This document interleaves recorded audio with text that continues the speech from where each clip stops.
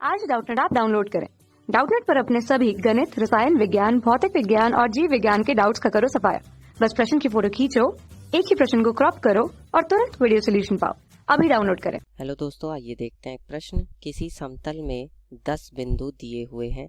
इनमें से 5 बिंदु एक सरल रेखा में है और इन 5 बिंदुओं के अतिरिक्त कोई 3 बिंदु एक सरल रेखा में नहीं है। ज्ञात कीजिए कि इनमें से इनसे कितनी सरल रेखाएं बनाई जा सकती हैं और दूसरा है कितने त्रिभुज बनाए जा सकते हैं। अब देखिए, सरल रेखा बनाने के लिए हमें कम से कम कितनी बिंदु चाहिए होते हैं? कम से कम 2 बिंदु चाहिए होते हैं, तभी इन 2 बिंदुओं को मिला करके एक सरल रेखा बन पाती है। ठीक है, तो अब हमारे पास बिंदु कितने हैं? समतल में 10 बिंदु दिए गए हैं। ठीक है, उन 10 में से 5 बिंदु तो क्या है? एक ही रेखा में है। तो इन 10 बिंदुओं में से ये जो 5 बिंदु हैं, ये किस पर हैं? एक ही रेखा पर हैं। इस तरह से ये देखिए, इस तरह से ये एक रेखा पर ये 5 के 5 बिंदु स्थित हैं। ठीक है, तो ये एक रेखा तो यही बन गई हमारी, जो इन 5 बिंदुओं को मिलाने से बन रही है। एक रेखा तो हमारी यही बन गई। ठीक है, और क्या होगा कि इनके जो अलग अलग 2-2 बिंदु अगर हम लेंगे तो उनसे भी तो एक रेखा बनेगी। एक रेखा ये बन गई, फिर अगर मैं इस बिंदु और इस बिंदु को मिला लूँ तो एक रेखा ये बन जाएगी। फिर अगर मैं इस बिंदु और इस बिंदु को ले लूँ तो एक रेखा ये बन जाएगी। फिर अगर मैं इस बिंदु और इस बिंदु को ले लूँ तो एक रेखा ये बन जाएगी। फिर अगर मैं एक पहला और एक आखिरी बिंदु ले लूँ तो उससे एक रेखा बन जाएगी। फिर ऐसा भी हो सकता है कि मैं एक बिंदु इसको ले लूँ और एक इसको ले लूँ और इससे एक रेखा बन सकती है। फिर ऐसा भी हो सकता है कि इस बिंदु और इस बिंदु को ले लूँ तो इनसे एक रेखा बन जाएगी। ठीक है, तो इन जो ये 5 बिंदु सरल रेखा में हैं, इनसे कुल कितनी रेखाएं बन सकती हैं? इनसे 5C2 रेखाएं बन सकती हैं। क्यों? क्योंकि इन 5 बिंदुओं में से कोई 2 बिंदुओं को चुनकर हम सरल रेखा बना सकते हैं। ठीक है, और ये 5 बिंदु खुद भी एक सरल रेखा बना रहे हैं एक साथ, ये वाली। ठीक है, तो एक तो ये हो गई रेखाएं, सरल रेखाएं, और एक जो ये वाली है वो इसमें और जुड़ जाएगी। ठीक है, लेकिन जो हमारे पास बाकी के 10 बिंदु थे, उन 10 बिंदुओं में से भी तो, जो हमारे पास कुल 10 बिंदु हैं, उन 10 बिंदुओं में से भी तो हम कोई से 2 बिंदु चुनकर सरल रेखा बना सकते हैं।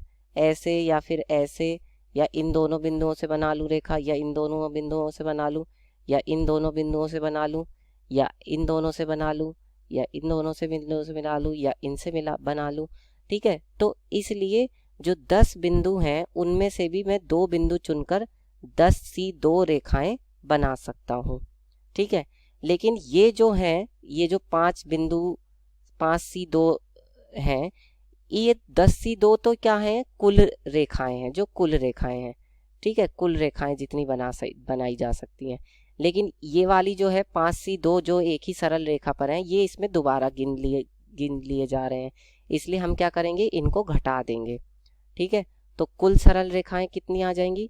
और वैसे भी इसका अगर आप डायरेक्ट सूत्र याद रखना चाहते हैं तो वो भी याद रख सकते हैं। अगर किसी समतल में n बिंदु हैं और उनमें से p बिंदु संरेख हैं, ध्यान से देख लीजिए इस सूत्र को। अगर किसी समतल में n बिंदु हैं, उसमें से p बिंदु संरेख हैं, तो जो कुल सरल रेखाओं की संख्या होती है वो कितनी होती है? कुल सरल रेखाएं होती हैं आपके पास nC2 माइनस PC2 और प्लस का 1, ये सूत्र होता है। ठीक है, अब अगर यही सूत्र हम यहाँ पे लगाएं, भाई कुल बिंदु हमारे पास कितने थे? 10 थे, तो 10C2 और उसमें से 5 बिंदु संरेख हैं, तो 5C2 और एक जो कि 5 इन पांचों से मिलकर बन रही है एक वो रेखा जो दोबारा दोबारा गिन ली जा रही है।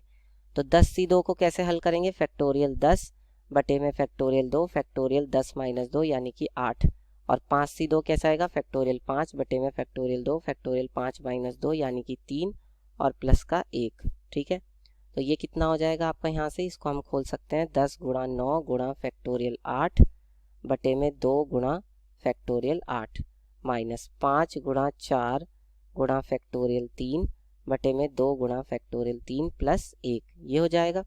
तो फैक्टोरियल 3 से फैक्टोरियल 3 कट जाएगा, फैक्टोरियल 8 से फैक्टोरियल 8 कट जाएगा, और 2 से 10 कट जाएगा 5 बार में, यहाँ 2 से 4 कट जाएगा 2 बार में, तो ये हो जाएगा 9 पंजे 45, 9 पंजे कितना हो जाएगा? 45, और ये कितना हो जाएगा? 5 दूनी 10 प्लस 1, यानी कि हो जाएगा 45, 10 में से 1 जाएगा तो 9 और 45 में से 9 जाएगा तो यह आ जाएगा 36।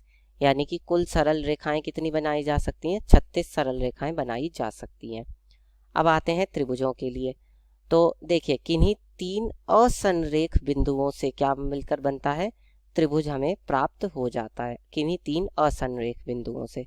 लेकिन जो ये 5 बिंदु हैं ये एक ही सरल रेखा में हैं, तो इन एक ही जो बिंदु एक ही रेखा में होते हैं, सरल रेखा में होते हैं, उनसे त्रिभुज नहीं बनाया जा सकता। जो जब उनसे त्रिभुज नहीं बनाया जा सकता, भाई उनमें से अगर हम कोई 3 बिंदु ले लें, ये वाले शुरू के 3 ले लिए तो इनसे भी त्रिभुज नहीं बनाया जा सकता, या मैं ये बाद के 3 वाले ले लूं तो इनसे भी त्रिभुज नहीं बनाया जा सकता। तो इसलिए कुल त्रिभुजों की संख्या क्या हो जाती है?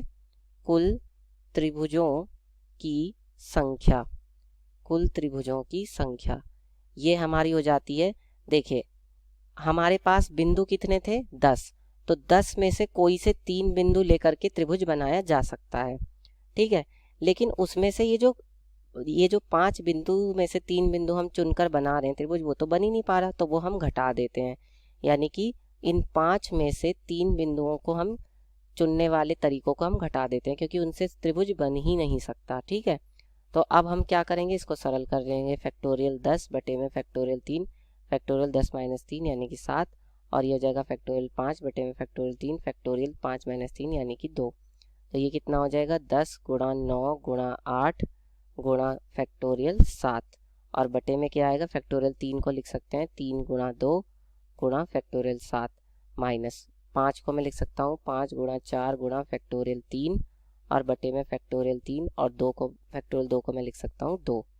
तो फैक्टोरियल 3 से फैक्टोरियल 3 कट जाएगा, 2 से 4 कट जाएगा 2 बार में, फैक्टोरियल 7 से फैक्टोरियल 7 कट जाएगा, 2 से 8 कट जाएगा 4 बार में, 3 से 9 कट जाएगा 3 बार में। तो ये कितना हो जाएगा? 10 तिया 30, 30 चौक 120 माइनस 5 दूनी 10, ठीक है।